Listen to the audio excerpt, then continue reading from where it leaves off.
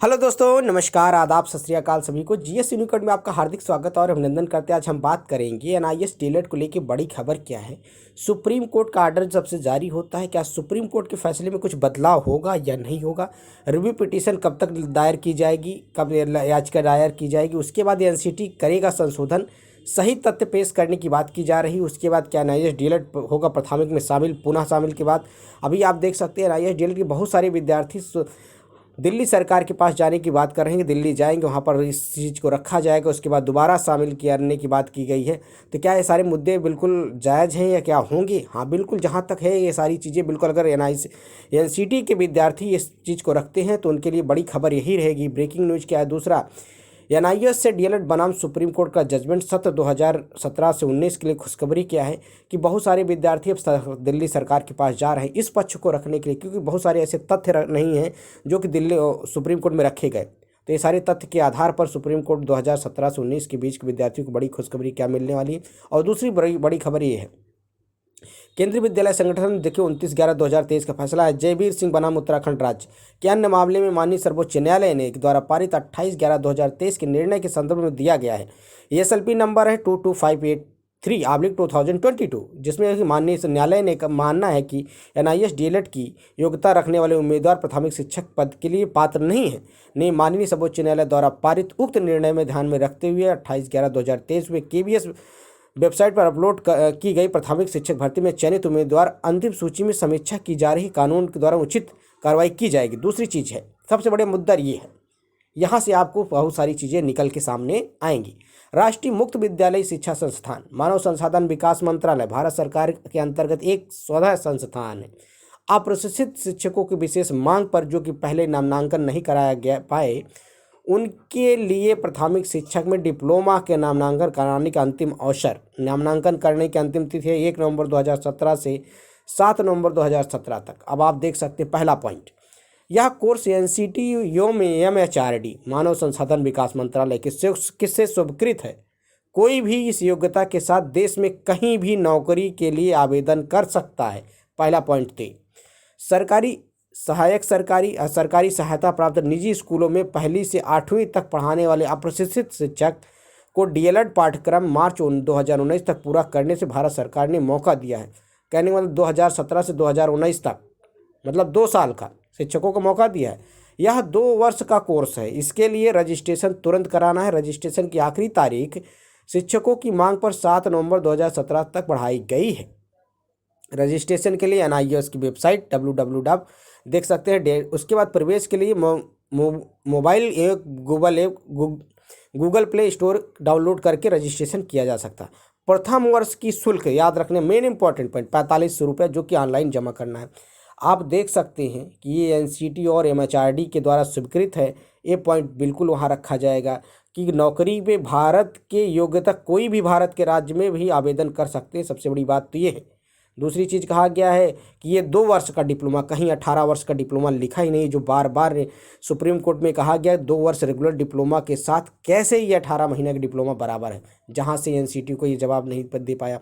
तो ये मुद्दा अब बनता है कि आपने गजट में कहीं ये लिखा ही नहीं था, या आपने जो नोटिस निकाला इसमें कहीं लिखा ही नहीं था कि ये 2 साल के 18 मंथ का कोर्स है। तो पहला पॉइंट ये बनता है आपको जजमेंट दिलाने का। और दूसरी चीज़ 2017 से 2019 तक की बात की गई है। 2019 तक जिन्होंने 2 साल का पूरा कर लिया है उनको ये बड़ी बात है, क्योंकि आप देख सकते हैं हमारे माननीय यशस्वी प्रधानमंत्री पीएम मोदी जी के साथ ये स्कीम ही, उन्होंने ये स्कीम निकाला, तो उनसे ये बात की जाए, उस सरकार से मांग की जाए कि भाई आपने ही किया है, तो इसके लिए भाई बीएड विद्यार्थी जो डीएलएड विद्यार्थी हैं, जो एनआईएस से डीएलएड किए, उनमें इनमें गलती क्या है। 4500 रुपये उन्होंने जो सेमेस्टर की फ़ीस भरी, सब कुछ किया है, तो इसमें विद्यार्थियों की गलती का क्यों उनको ये चीज़ भुगतना पड़ रहा है। उन्होंने अपनी इतने सालों की मेहनत, इतने सालों की कैरियर के दांव पे लग रहा है, तो ये सारे मुद्दे बनेंगे। दूसरा, पहली बार स्व प्रशिक्षण सामग्री स्वयं पोर्टल से ऑनलाइन तथा स्वप्रभा डीटीएच टीवी शैक्षिक चैनल के उपलब्ध है, जिस पर अलग अलग अपने रजिस्ट्रेशन शीघ्र करें।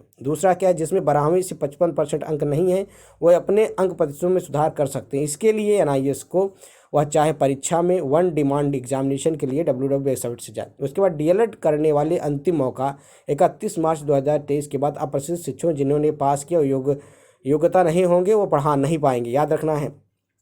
कि इसके पहले 2019 से पहले अगर इन्होंने किया है तो पढ़ा नहीं पाएंगे। पॉइंट हो गया। अब पॉइंट आउट और करना है। पाठ्यक्रम में स्वयं के और स्वयं प्रभा से संबंधित संपूर्ण जानकारी एनआईओएस की वेबसाइट पर प्राप्त करें।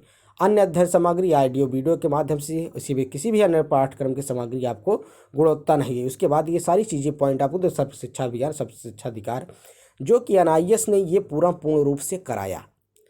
अब ये मुद्दे जब रखे जाएंगे सुप्रीम कोर्ट में पुनः रिव्यू पिटीशन जब डाला जाएगा, रिव्यू पिटीशन याचिका के साथ इसकी अलग से सुनवाई होगी तो सारे मुद्दे क्लियर होंगे। क्योंकि अभी तो सिर्फ वो मुद्दे चल रहे थे जो उत्तराखंड, उसके बाद बिहार, पटना, उसके बाद त्रिपुरा हाईकोर्ट के।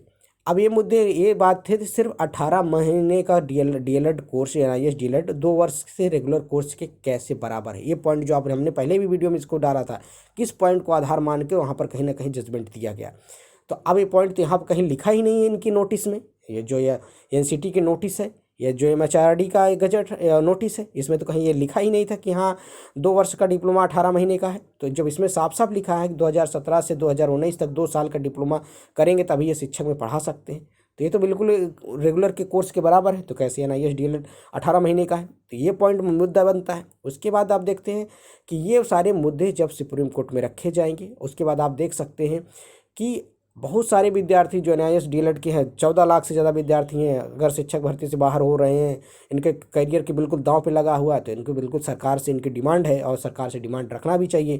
क्योंकि सरकार की ही नीतियां हैं, ये सरकार के ही नियम है, सरकार की ये स्कीम है जिसके तहत किया गया है। हमने तो अपने से नहीं किया, कोई विद्यार्थी अपने से नहीं जा कहा है सर हमें ऐसा कराइए, एनआईओएस डीएलएड कराइए कराइए, ठीक है।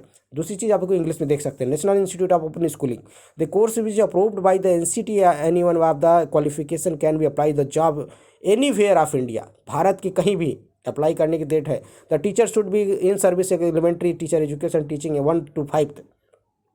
The teacher should be teaching the school of the defined under the section 2(n) RTE Act 2009 recruitment in TRE Act 2009।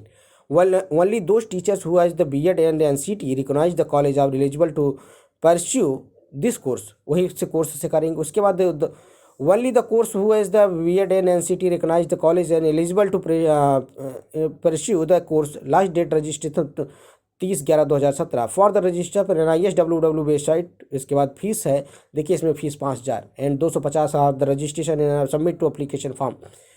जब ये सारी चीज़ कराई गई तो सरकार को इसमें बेनिफिट है। सरकार ने 2-2 साल कराया, फीस दिया, सारी चीज़ 14 लाख विद्यार्थी इसमें की। अब सरकार ही की स्कीम को अगर चैलेंज किया जाए, उनकी स्कीम को दिक्कत है, तो विद्यार्थियों के करियर का सवाल है।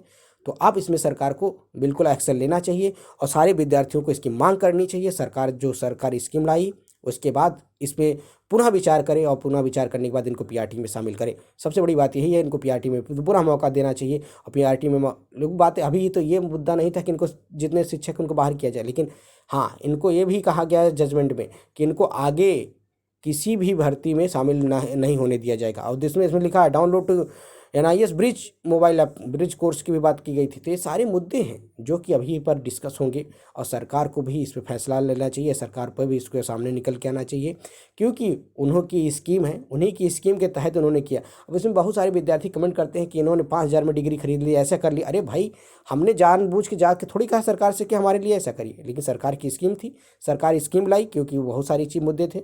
तो अगर आपने लाया तो उसको रद्द क्यों कर रहे हैं? 5-7 साल से उनके करियर बर्बाद है। बचाइए 2017 से लेके 2018-20 लेके 23 साल चल रहा है। इसने छात्र विद्यार्थियों के साथ धोखा क्यों किया?